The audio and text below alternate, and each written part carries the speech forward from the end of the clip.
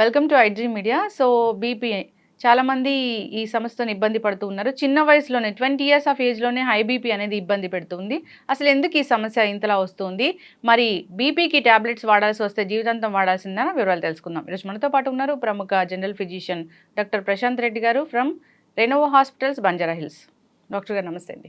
నమస్కారం అండి. డాక్టర్ గారు, జనరల్‌గా హై బీపీ సో ఒకప్పుడంటే 40, 50 ఏళ్లలో చూసేవాళ్ళము. ఇప్పుడు అలా కాదు, 20 ఇయర్స్ ఆఫ్ ఏజ్ నుంచి చూస్తూ ఉన్నాము. అసలేంటి హై బీపీ? ఎందుకొస్తుంది? హై బీపీ జనరల్‌గా రావడానికి 2, 3 కారణాలు ఉంటాయండి మెయిన్‌గా. సో జనరల్లీ ఎప్పుడైనా సరే మనము ప్రైమరీ, సెకండరీ కాజెస్ అని చెప్పి చూస్తాం. సో జనరల్‌గా ఎసెన్షియల్ కాజెస్, ప్రైమరీ కాజెస్ ఏంటంటే మనం మాడిఫై చేసుకోగలుగుతాము. లైక్ మన ఒబిసిటీ కానివ్వండి, మన తినే లైఫ్ స్టైల్స్ కానివ్వండి, హై షుగర్స్, ఇలా మనం మాడిఫై చేసుకునే వాటిని మనం మాడిఫైయబుల్ రిస్క్ ఫ్యాక్టర్స్ అంటాం. ఓకే. సో ఈ రిస్క్ ఫ్యాక్టర్స్ ఏవైతే మనం మాడిఫై చేస్తామో దాంతో మనం బీపీని తగ్గించుకోవచ్చు. కొన్ని నాన్ మాడిఫైయబుల్ రిస్క్ ఫ్యాక్టర్స్ అంటాం. దాంట్లో మన జీన్స్, జెనెటిక్ కానివ్వండి, కిడ్నీ డిసీజ్ కానివ్వండి, లేకపోతే ఇంకేదైనా ఇతరత్ర మన బాడీలో ఉన్న ఆర్గన్స్ ప్రాబ్లమ్స్ ఉన్నప్పుడు దాన్ని నాన్ మాడిఫైయబుల్ రిస్క్ ఫ్యాక్టర్స్ అని తీసుకుంటాం. దానివల్ల బీపీ వస్తే మనం కంట్రోల్ చేయలేమా?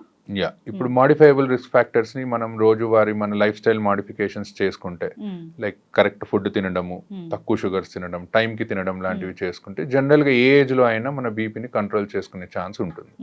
అదే మన జెనెటిక్ ఫ్యాక్టర్స్ లేదా ఏదైనా ఆర్గన్ డిసీజ్ వల్ల వచ్చేవి మాత్రం దానికి సంబంధించిన మెడిసిన్స్ వాడి దాని పరంగా మనం తగ్గించుకోవడం జరుగుతుంది. ఓకే. అంటే ఇప్పుడు మాడిఫైబుల్ రిస్క్ ఫ్యాక్టర్స్ అంటాము. సో దాని వల్ల వచ్చే బీపీని మనం పూర్తి స్థాయిలో తగ్గించుకోవచ్చు, టాబ్లెట్స్ కూడా మానేయొచ్చా? మోస్ట్ ఆఫ్ ద టైమ్స్ అండి. ఇప్పుడు యంగ్ పీపుల్ జనరల్గా ఇప్పుడు మనం తీసుకుంటే ఎక్కువగా లేటెస్ట్గా 30 నుంచి 35 ఇయర్స్ వాళ్ళకు కూడా హై బీపీ లాంటివి చూస్తూ ఉంటాం. దానికి మెయిన్ కారణం మన లైఫ్ స్టైల్ అండి. అంటే హై కార్బోహైడ్రేట్స్ లేకపోతే ఫ్యాట్ ఉన్న ఫుడ్ ఎక్కువగా తినడము, అసలు ఎక్సర్సైజ్ అనేది చేయకపోవడము, ఇలాంటివి హై సాల్ట్ ఫుడ్ తీసుకోవడం. సో ఇవన్నీ మనం కట్ డౌన్ చేసుకుంటే 100లో 90% of the people definitely tablet లేకుండా ఉండొచ్చు. ఓకే. ఎస్ డాక్టర్ గారు. సో ఈ ఏదైనా కిడ్నీ ఇష్యూస్ వల్ల లేదా ఇతర ఆర్గన్ డ్యామేజ్ అవ్వడం వల్ల లేదా జెనెటికల్గా అన్నారు, అది వచ్చింది. సో వాళ్ళు లైఫ్ స్టైల్ చేంజ్ చేసుకున్నారు. సో బీపీ అనేది కంట్రోల్లో ఉంటుందా? పూర్తి స్థాయిలో తగ్గించుకోవడానికి ఛాన్స్ అనేది ఉండదా? ఉంటుందండి. అలానే ఏం లేదు. 50% ఆఫ్ ద పీపుల్లో ఇఫ్ ఒకవేళ మనం ఎర్లీగా డిసీజ్ని కనుక్కున్నట్టయితే, మనం ఒకవేళ లైఫ్ స్టైల్ మాడిఫికేషన్స్ చేసుకుంటే డెఫినెట్లీ మనము యంగ్ ఏజ్లో డెఫినెట్లీ మనము టాబ్లెట్ లేకుండా ప్రయత్నం చేయొచ్చు. కాకపోతే ఏంటంటే వాళ్ళు ఫ్రీక్వెంట్గా ఫాలో అప్లో ఉండాలి. సో అప్పుడు మనం ఏంటంటే ఏమాత్రం బీపీ పెరిగినట్టు అనిపించినా వాళ్ళని మెడిసిన్ మీద స్టార్ట్ చేసుకుంటాం. ఓకే. ఎస్ డాక్టర్ గారు, అసలు బీపీ లెవెల్స్ అంటే ఏది హై బీపీ, ఏది నార్మల్ అంటారు? జనరల్గా మనము అమెరికన్ హార్ట్ అసోసియేషన్ అనే వాళ్ళది గైడ్ లైన్స్ ప్రకారం బీపీ అనేది తీసుకుంటాం. సో అందులో ఎప్పుడైనా 120/80 అంటే మనం అందరం బీపీ చూసి వాల్యూ చెప్తూ ఉంటారు. పైంది సిస్టాలిక్ అని, కింది డయాస్టాలిక్ అని అంటాము. సో 120/80 కంటే ఎక్కువ వెళ్తుంది అంటే పేషెంట్కి బీపీ వచ్చే లక్షణాలు స్టార్ట్ అవుతున్నాయని అర్థం. సో 140/80 కంటే ఎక్కువ వెళ్ళింది అనుకోండి, కంపల్సరీ దాన్ని మనం బీపీ కిందే పరిగణిస్తాం. ఈ మధ్యలో 120 నుంచి 130 మధ్యలో, 130 నుంచి 140 మధ్యలో ఉన్న వాళ్ళని స్టేజ్ 1, స్టేజ్ 2 కింద పరిగణించి వాళ్ళకి మెయిన్గా ఈ లైఫ్ స్టైల్ మాడిఫికేషన్స్ చేసుకోండి, మీకు టాబ్లెట్స్ అవసరం లేదు అని చెప్తాం. 140/80 కంటే ఎక్కువ ఉన్న వాళ్ళకి మాత్రం టాబ్లెట్స్ వాడమని స్టార్ట్ చేయమని చెప్తాం. ఓకే. కొందరికి ఓన్లీ డయాస్టలిక్ మాత్రమే ఎక్కువగా ఉంటుంది కదా డాక్టర్ గారు, అది డేంజర్ అంటారా? డయాస్టాలిక్ జనరల్గా ఎక్కువయ్యేది మన లోపల ఏదన్నా ప్రాబ్లం ఉన్నప్పుడు అవుతుందండి. మెయిన్గా ఈ కిడ్నీ డిసీజెస్లో, లేకపోతే థైరాయిడ్ ఉన్న వాళ్ళలో, ఇలాంటి వాళ్ళు ఒబిసిటీ ఉన్న వాళ్ళలో, లేదా sleeping disorders problem, obstructive sleep apnoea అంటారు, ఇలాంటి వాళ్ళలో జనరల్గా మనం డయాస్టాలిక్ బీపీ కూడా ఎక్కువ అవడం చూస్తుంటాం. It's more dangerous than this systolic BP ఎక్కువ. సో దానికి కంపల్సరీ మెడిసిన్ వాడాల్సిందే. ఓకే. డయాస్టాలిక్ ఎక్కువ ఉన్నప్పుడు డయాస్టాలిక్ 90 కంటే ఎక్కువ ఉంటే మేము డెఫినెట్లీ ఫస్ట్ మెడిసిన్ అడ్వైస్ చేస్తాము, ఆ లైఫ్ స్టైల్ మాడిఫికేషన్స్ తో పాటు. ఒకవేళ తగ్గుతుంది అనుకుంటే మెల్లిగా మెడిసిన్ ని డిస్కంటిన్యూ చేస్తాం. ఓకే. డాక్టర్ గారు, అసలు ఈ బీపీ 140/80 ఉంది. సో అలాంటి వాళ్ళు ఉప్పు ఎక్కువగా తినడం లేదా కొన్ని రకాల ఆహార పదార్థాలు ఎక్కువగా తినడం వల్ల బీపీ ఫ్లక్చువేట్ అవుతుంది, హై అవుతుంది అంటారు. సో అవి ఏంటంటారు? మెయిన్గా సాల్ట్ అండి. సాల్ట్ ఇంటేక్ ఎప్పుడైనా సరే తక్కువగా ఉండాలి. ఇప్పుడు కొంతమంది తినాల్సిన దానికంటే మోతాదుకు మించి సాల్ట్ తీసుకుంటారు. సో ఫస్ట్ అది కట్ డౌన్ చేయాలి. దాంతోపాటు హై కొలెస్ట్రాల్ ఉన్న ఫుడ్ని ఎప్పుడైనా కట్ చేయాలి. కొలెస్ట్రాల్ ఎక్కువ అవుతే మన బ్లడ్ వెళ్ళేది తక్కువ స్పీడ్లో ఎక్కువగా వెళ్తుంది. సో ప్రెషర్ అనేది పెరుగుతూ పోతుంది. సో హై కొలెస్ట్రాల్ ఉన్న ఫుడ్స్ కానీ హై సాల్ట్ ఉన్న ఫుడ్స్ కానీ అవాయిడ్ చేసుకుంటే డెఫినెట్లీ మనం ఒక 5 to 10 డిఫరెన్స్ చూడొచ్చు బీపీలో. ఎస్, ఖచ్చితంగా డాక్టర్ గారు. సో డాక్టర్స్ టాబ్లెట్స్ ప్రిస్క్రైబ్ చేశారు. సో ఏ టైంలో, అంటే ప్రతిరోజు ఒకటే టైంలో వేసుకోవాలా? ఎప్పుడైనా టైం మారితే ఏమైనా ప్రాబ్లమా? సో టాబ్లెట్ వేసుకున్నామా లేదా అని మర్చిపోయి ఇంకో టాబ్లెట్ వేసుకుంటే ఏం జరుగుతుంది? జనరల్గా మన బాడీకి ఒక లైఫ్, మనకి ఎలా అయితే లైఫ్లో ఒక క్లాక్ లాగా ఉంటుందో మన బాడీకి కూడా ఒక క్లాక్ ఉంటుందండి. ఆ క్లాక్ ప్రకారమే మన హార్మోన్స్ రిలీజ్ అవ్వడము, మరి పనిచేయడం లాంటివి ఉంటాయి. సో అందుకే జనరల్గా either mornings or evenings we advise. So either morning before 9 o'clock అట్లా లేదా 10 o'clock లోపు, ఈవినింగ్స్ అది అడ్వైస్ చేస్తాం. సో టైం ప్రకారం తీసుకుంటే ఏంటంటే మన బాడీకి సర్కేడియన్ రిథమ్ అని ఉంటుంది, దానికి బాడీకి అడ్జస్ట్ అయ్యి టాబ్లెట్ సరిగ్గా పనిచేస్తుంది. టాబ్లెట్ సరిగ్గా తీసుకోకపోవడం అంటే కొంతమంది ఒక రోజు తీసుకుంటారు, 2 రోజులు తీసుకోరు, మళ్ళీ తీసుకుంటారు. సో దానివల్ల మోర్ డేంజర్ దాని టాబ్లెట్ తీసుకోకపోవడం.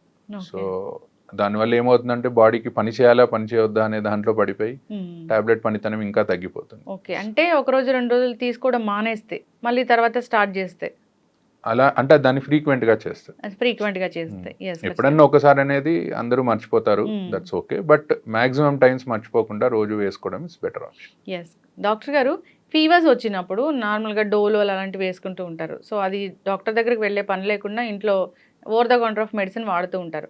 సో హై బీపీ ఉన్నవాళ్ళు ఇలాంటి డోలోలు వేసుకోవచ్చా? సో అలాంటప్పుడు బీపీ టాబ్లెట్ వేసుకోవచ్చా లేదా? సో జనరల్గా బీపీలో 2 types చూస్తామండి. ఇప్పుడు ఫీవర్ వచ్చినప్పుడు కొంతమందికి బీపీ పెరగొచ్చు, కొంతమందికి తగ్గొచ్చు. సో ఇన్ఫెక్షన్ చాలా ఎక్కువ ఉందనుకోండి, అప్పుడు బీపీ అనేది బాగా తగ్గిపోతూ ఉంటుంది. సో దాన్ని మనం షాక్ అని అంటాము సిచ్యువేషన్. సో అందుకే ఎప్పుడైనా హై గ్రేడ్ ఫీవర్ వస్తే మీరు డోలో ఇంట్లో వేసుకున్నా సరే వెళ్ళి డాక్టర్ని కలవండి. కలిసి ఒకసారి బీపీ చెక్ చేసుకుంటే తక్కువగా ఉంటే అప్పుడు పేషెంట్ కండిషన్ని బట్టి టాబ్లెట్ ఆపేయాలా, డోస్ తగ్గించాలా అనేది డాక్టర్ కెన్ డిసైడ్. ఎస్, ఖచ్చితంగా డాక్టర్ గారు. చాలా మంది ఈ మిస్టేక్ అనేది చేస్తూ ఉంటారు. ఎస్, దానివల్ల ఇబ్బందులు అయితే వస్తూనే ఉంటాయి. ఎస్, ఏదైనా ఒక ఇష్యూ వచ్చినప్పుడు అప్పుడే కొత్తగా టాబ్లెట్స్ స్టార్ట్ చేశారు బీపీ టాబ్లెట్స్ అన్నప్పుడు ఇంట్లో మానిటర్ చేసుకోండి మార్నింగ్ ఈవినింగ్ బీపీ లెవెల్స్ అని అంటారు. సో ఆ బీపీ లెవెల్స్ మానిటర్ చేసుకున్నాక నెక్స్ట్ ఎలాంటి టాబ్లెట్ రాయాలి, తక్కువ రాయాలా, డోసు ఎక్కువ రాయాలా అలా చెప్తూ ఉంటారు కదా డాక్టర్ గారు. సో అప్పుడు ఏదైనా ఒక 2-3 రోజులు ఫ్లక్చువేట్ అయ్యి 2-3 రోజులు హైగా అయ్యి తర్వాత నార్మల్గా ఉంది లేదా లో అయిపోయినప్పుడు అప్పుడు టాబ్లెట్స్ రాయడం అనేది ఎలా ఉంటుంది, ప్రిస్క్రైబ్ చేయడం అనేది ఎలా ఉంటుంది? జనరల్గా ఎవరికైనా ఫస్ట్ టైం బీపీ వచ్చినప్పుడు అండి, ఎక్కువగా యంగ్ ఏజ్ వాళ్ళకి, let's take less than 50 years young age వచ్చిన వాళ్ళకి మేము ఏం చెప్తామంటే దేర్ ఇస్ హై ఛాన్స్ మన లైఫ్ స్టైల్ మార్చుకొని ఇలా చేసుకొని మనం బీపీ తగ్గించుకోవచ్చు అని. అండ్ ఒక్కొక్కసారి డాక్టర్ దగ్గరకు వచ్చినప్పుడు రీడింగ్ అనేది ఎక్కువ రావచ్చు. వైట్ కోట్ హైపర్ టెన్షన్ అంటాము, అంటే డాక్టర్ని చూడగానే బీపీ అనేది పెరుగుతూ వెళ్తుంది. సో అలాంటి వాళ్ళకి ఏం చెప్తామంటే మీరు ఒక 3 to 5 days 2 times in a day check చేసుకోండి రీడింగ్స్ అని. సో కన్సెక్యూటివ్ రీడింగ్స్ అండి, అంటే 3 consecutive రీడింగ్స్ 3 సార్లు ఎక్కువ వచ్చాయనుకోండి డెఫినెటివ్గా టాబ్లెట్ స్టార్ట్ చేస్తాం. సో 3 సార్లు కాకుండా ఒకసారి వచ్చింది మిగతా 2 times తక్కువ వచ్చింది అలా అనుకుంటే first life style modifications advice చేస్తాం. ఎస్, ఖచ్చితంగా డాక్టర్ గారు. సో బీపీ మిషన్స్ చాలా డిజిటల్ మిషన్స్ వచ్చాయి. సో వాటిలో చెక్ చేసుకుంటే వచ్చేది కరెక్ట్ వాల్యూ అయినా నార్మల్గా డాక్టర్ దగ్గరికి వెళ్ళినప్పుడు వేరే బీపీ మిషన్ ఉంటుంది, అది కరెక్టా? సో ఎట్లా అంటారు? ఎలక్ట్రానిక్ మిషన్స్కి మేము చూసే మిషన్స్కి ఏంటంటే మెర్క్యూరీ ఉంటుందండి మేము చూసే మిషన్స్లో, it's much more accurate. Electronic మిషన్స్లో ఒక 5 mm వరకు డిఫరెన్స్ ఉంటుంది. బట్ మెయిన్గా మిషన్ కంటే ఎక్కువ చూసే పొజిషన్ అండి, చూసే టైమ్. సో ఎప్పుడైనా సరే బీపీ మిషన్ అనేది మన లెవెల్ ఆఫ్ హార్ట్ దగ్గరికి ఉండాలన్నమాట.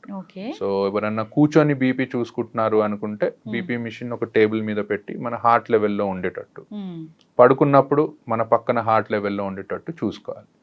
సో అలా చూసుకుంటే 90% ఆఫ్ ద టైమ్స్ రీడింగ్స్ కరెక్టే వస్తాయి. అండ్ మీరు అన్నట్టు దీనికి అండ్ మనం ఇంట్లో చూసుకునే ఎలక్ట్రానిక్ మిషన్స్కి ఒక 5 mm వరకు డిఫరెన్స్ ఉంటుంది. అండ్ బోత్ హ్యాండ్స్లో కూడా మీరు ఒకవేళ చూసినా at same time 5 to 10 mm of HG difference అనేది ఉంటుంది. ఎస్, ఖచ్చితంగా డాక్టర్ గారు. ఏదైనా కానీ ఈ బీపీ వచ్చినప్పుడు జాగ్రత్తలు తీసుకోవాలని కోరుకుందాం. చాలామంది ఫాలోఅప్స్ కూడా వెళ్ళరు, సంవత్సరాల తరబడి అదే మందులు వాడుతూ ఉంటారు. సో అలా వాడటం కూడా డేంజరే కదా డాక్టర్ గారు? యా అండి, most important thing is follow up అండి. సో బికాజ్ ఏంటంటే కొన్ని టాబ్లెట్స్ కొన్ని కండిషన్స్లో డిస్కంటిన్యూ చేస్తాం. సపోజ్ ఒక 50-year పర్సన్కి మనం టాబ్లెట్ స్టార్ట్ చేసాం అనుకోండి, బై 60 years వచ్చేసరికి ఆయనకి వేరే ఏదైనా కాంప్లికేషన్ ఏదైనా ఉండొచ్చు. ఏజ్ పరంగా కిడ్నీ ప్రాబ్లం ఉండొచ్చు, డయాబెటీస్ వచ్చి ఉండొచ్చు, హార్ట్ ఇష్యూ వచ్చి ఉండొచ్చు. అలాంటప్పుడు ఆ టాబ్లెట్ కంటిన్యూ చేయాలా డిస్కంటిన్యూ చేయాలా అనేది మేము కండిషన్ని బట్టి మారుస్తూ ఉంటాం. సో ఫ్రీక్వెంట్ ఫాలోఅప్స్, ఎక్కువగా కుదరకపోయినా అట్లీస్ట్ ఒక 3 to 4 monthsకి ఒక్కసారైనా డాక్టర్ని వెళ్ళి కలవడం, ఏం టాబ్లెట్స్ వాడుతున్నారో చూడడం, అండ్ ఫ్రీక్వెంట్గా కిడ్నీ చెకప్ అనేది ఒకటి చేయించుకుంటూ ఉంటే బెటర్. బీపీ ఉంటే కిడ్నీ కూడా ఫెయిల్ అవుతుందని చెప్తారు కదా డాక్టర్ గారు? యా, జనరల్గా ఏంటంటే ఏ బీపీ కానివ్వండి, డయాబెటీస్ కానివ్వండి, మన బాడీలో కిడ్నీని, హార్ట్ని, ఐస్ని ఒకవేళ ఎక్కువగా ఉన్నాయి అనుకోండి లెవెల్స్, డ్యామేజ్ చేస్తూ ఉంటాయి. సో ఇవి లాంగ్ టర్మ్గా బాడీలో మనకి ఎర్లీ ఏజ్లో బీపీ వచ్చినట్టయితే లాంగ్ టర్మ్గా కాంప్లికేషన్స్ వచ్చే ఛాన్స్ ఎక్కువగా ఉంటుంది. కానీ మనం ఫ్రీక్వెంట్గా ఒకవేళ చెకప్ చేయించుకొని టాబ్లెట్స్ సరిగ్గా వాడితే మాత్రం మోస్ట్ ఆఫ్ ద టైమ్స్ ఎవరికి కిడ్నీ డిసీజెస్ అనేవి రావు. బీపీ పేషెంట్స్ని తీసుకెళ్ళినప్పుడు డాక్టర్స్ అడుగుతూ ఉంటారు, బ్లర్ విజన్ ఏమైనా ఉందా మీకు అని. అది ఎందుకు డాక్టర్ గారు? బేసికల్గా హైపర్టెన్సివ్ రెటినోపతి అని అంటామండి. అంటే హై బీపీ ఉండడం వల్ల ఐస్ డ్యామేజ్ అవుతూ ఉంటాయి, ఆ రెటీనా అనేది డ్యామేజ్ అవుతూ ఉంటుంది. అండ్ సో దానికోసం ఏంటంటే ఎవరైనా కొత్తగా బీపీ డయాగ్నోస్ అయిన వాళ్ళు, హై బీపీతో డయాగ్నోస్ అయిన వాళ్ళకి ఫస్ట్ వెళ్ళి ఒకసారి ఐ చెకప్ చేయించుకోమని చెప్తాం. ఎందుకంటే మనకి ఎన్ని రోజుల నుంచి హై బీపీ ఉందనేది తెలియదు, ఎంత డ్యామేజ్ అయిందనేది తెలియదు. సో ఒకసారి చెక్ చేయించుకొని దాని తర్వాత దెన్ వి గో అహెడ్. ఖచ్చితంగా డాక్టర్ గారు జాగ్రత్తలు అయితే తీసుకోవాలని కోరుకుందాం, ఫాలోఅప్కి వెళ్ళాలని కోరుకుందాం డాక్టర్ గారు. సో బీపీ అంటే అదేం చిన్న విషయం కాదు. సో అది కంట్రోల్లో లేకపోతే ఆర్గన్స్ అనేవి డ్యామేజ్ అవుతాయి కాబట్టి జాగ్రత్తలు తీసుకోవాలని కోరుకుందాం. చాలా చక్కటి ఇన్ఫర్మేషన్ అండి, ధన్యవాదాలు. Thank you.